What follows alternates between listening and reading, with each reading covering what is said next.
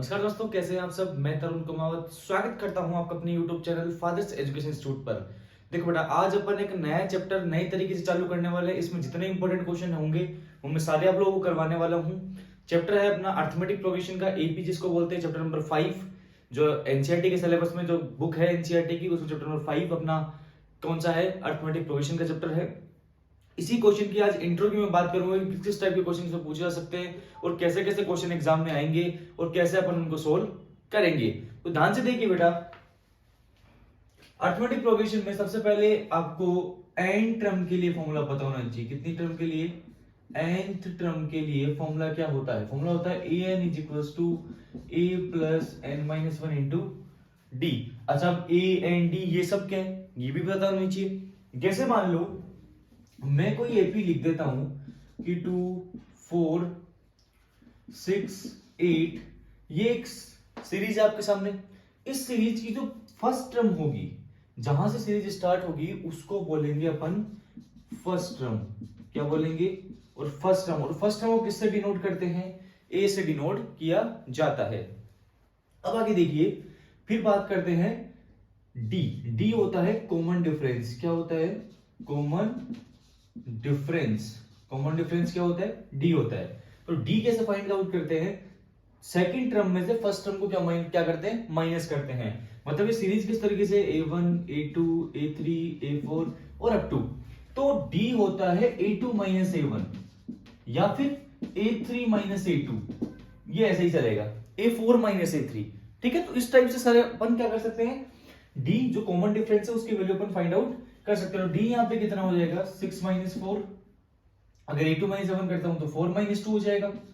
4 minus 2 कितना हो गया? 2। लेकिन सबसे पहले देखो, आपको लोगों को ये पता होना चाहिए कि सीरीज एकदम परफेक्ट है या नहीं है।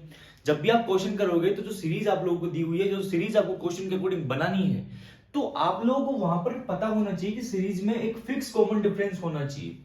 फिक्स क्या होना चाहिए? कॉमन डिफरेंस होना चाहिए, तभी वो एपीए की सीरीज कहलाएगी। बात समझ में आ रही? अब आगे देखिए, मेरी बात को ध्यान से समझिए। एन टर्म के लिए फॉर्मूला, जैसे फर्स्ट सिंपल टाइप का क्वेश्चन क्या बन सकता है? या तो कोई भी आपको सीरीज दे दिया, ए और डी की वैल्यू पूछ ली, ठीक है, ए प्लस डी पूछ लिया, ए प्लस 2d ए प्लस 3d, थर्ड टर्म क्या हो जाएगी, तो इस तरीके क्वेश्चन पूछ लिया। या फिर थोड़ा सा अगर लेवल 1 मार्क्स तक करता है तो क्वेश्चन में क्या पूछ लेगा कि एक सीरीज दे दी, फाइंड दैट, क्वेश्चन दे दिया find that 10th term of the AP, 10th term of the AP 2 6 10 up to. इस सीरीज की 10th टर्म आपको क्या करनी है? फाइंड करनी है। अगर क्वेश्चन में फिक्स टर्म दे दी जाए, 10th term 12th term 29th term, ठीक है, 39th टर्म, अगर टर्म फिक्स दे दी जाए तो वहां पर आप लोगों के पास जो फिक्स टर्म होगी वो हो जाएगी n की वैल्यू। किसकी वैल्यू हो जाएगी? n की वैल्यू हो जाएगी। अब सेम चीज वही, a की वैल्यू हो जाएगी 2, यहां से d की वैल्यू हो जाएगी 6 माइनस 2 4 और n की वैल्यू हो गई 10। और फॉर्मूला कौन सा लगा दूंगा? n टर्म के लिए फॉर्मूला क्या होता है? an is equal to a plus n minus into d. क्या कर दूंगा भाई? a 10 की वैल्यू मुझे चाहिए, तो a की जगह आ जाएगा 2, n की जगह आ जाएगा 10, 10 माइनस 1 और इंटू 4। तो 2 plus 10 minus 1 9 into 4, 2 plus 36, 8 n की वैल्यू कितनी आ गई? 38। इस टाइप से अपन क्वेश्चन सोल्व आउट कर लेंगे। लेकिन अगर मैं बोलूं कि एक एपी आप लोगों को गिवन है, एक एपी आप लोगों को क्या है? गिवन है। जैसे इसी क्वेश्चन में बना देता हूं कि ये 2 6 10 और मैंने लास्ट टर्म दे दी 38, तो विच टर्म इज 38? इसकी कौन सी टर्म 38 होगी, मैं ये पूछना चाहता हूं। अगर आपको लास्ट टर्म दे दी जाए और विच टर्म पूछे, क्या पूछे? Which term. विच टर्म का नाम जब भी क्वेश्चन में आएगा तो समझ लेना मुझे किसका फॉर्मूला लगाना है?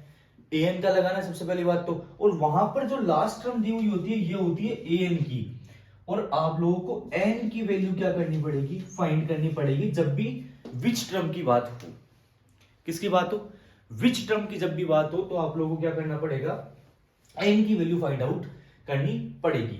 इसके बाद कुछ क्वेश्चन ऐसे दे सकता है जिससे मान लो कि किसी सीरीज की तीसरी टर्म और पांचवी टर्म आपको दे दी और बोल दी इसकी 31st टर्म निकालो। इस टाइप का क्वेश्चन आप लोगों को पूछ लेगा, ठीक है।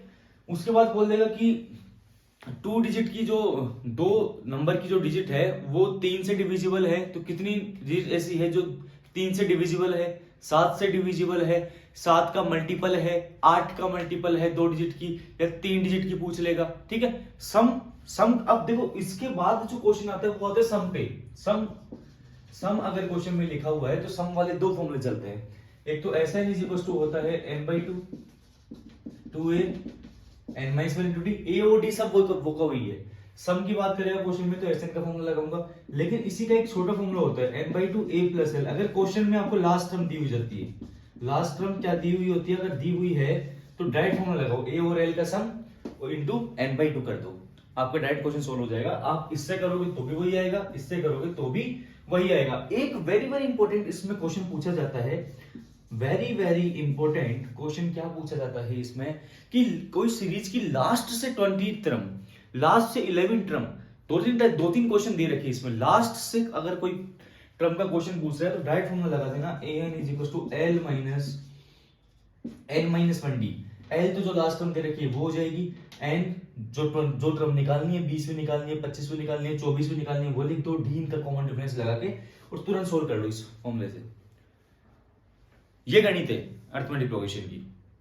क्वेश्चन बहुत अच्छे अच्छे हैं, पिगी बैंक वाले क्वेश्चन हो गए जो सीबीएसई में मोस्टली पूछे जाते हैं, वैसे वाले क्वेश्चन में सारे करवा दूंगा। केस बेस्ड स्टडी भी आता है क्वेश्चन, वो मैं सारा करवा दूंगा।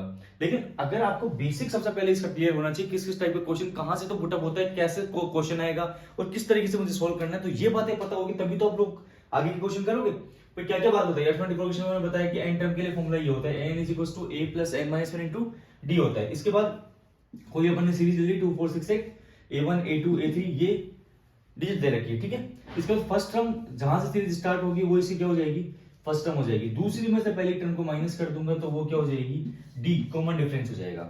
अगर मैं क्वेश्चन लिखता हूं find the 10th term of the AP, किसी फिक्स टर्म की बात मैं अगर कर रहा हूं तो फिक्स टर्म जब भी दी हुई हो तो समझ जाना कि मुझे n की वैल्यू दी हुई है और मुझे a10 या a20 जो भी टर्म पूछे उसकी वैल्यू अपने को फाइंड आउट करनी है। विच टर्म की बात हो तुरंत दिमाग में आ जाना चाहिए कि n की वैल्यू फाइंड करनी है, an मुझे दिया हुआ है, क्योंकि विच टर्म जब भी बोलेगा क्वेश्चन में तो इसकी लास्ट टर्म आप लोगों को दी हुई होगी। बात समझ में आ गई। इसके बाद सम वाले क्वेश्चंस में या तो मल्टीपल्स वाले पूछ लेगा आप लोगों को कि 2 डिजिट की कितनी डिजिट ऐसी है, मतलब 2 नंबर की कितनी डिजिट ऐसी है जो 3 से डिविजिबल है, 7 से डिविजिबल है, 8 की मल्टीपल है, या फिर 10 और 250 के बीच में 4 के कितने मल्टीपल है। ये एक एग्जांपल में दिया हुआ है क्वेश्चन है, वेरी वेरी इंपॉर्टेंट है, काफी बार पूछा गया।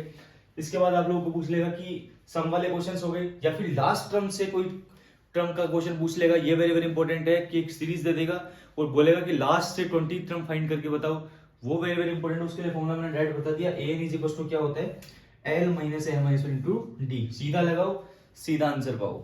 ठीक है, बाकी देखो पढ़ना तो पड़ेगा, सारे काम में अगर मैं करवा रहा हूं तो बार बार मैं समझाने की कोशिश कर रहा हूं, प्रैक्टिस करते रहो, मेरे साथ बने रहो, हर एक टाइप की चीज क्लियर करवाते हुए चल रहा हूं, दिक्कत कहीं नहीं आने दूंगा।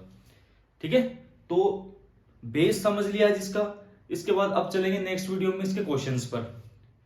तब तक के लिए बेस को अच्छे से क्लियर करो, फॉर्मूले सारे आप लोगों को याद होने चाहिए। मैं क्वेश्चन लिखूं, क्वेश्चन में समझाऊं कि क्या पूछ रहा है तो तुरंत आपके दिमाग में फॉर्मूला आ जाना चाहिए कि यहां से मैं इस तरीके से इस क्वेश्चन को स्टार्ट कर सकता हूं। स्टार्ट करना आ गया तो फॉर्मूला भी लग जाएगा और आंसर तक भी पहुंच जाओगे।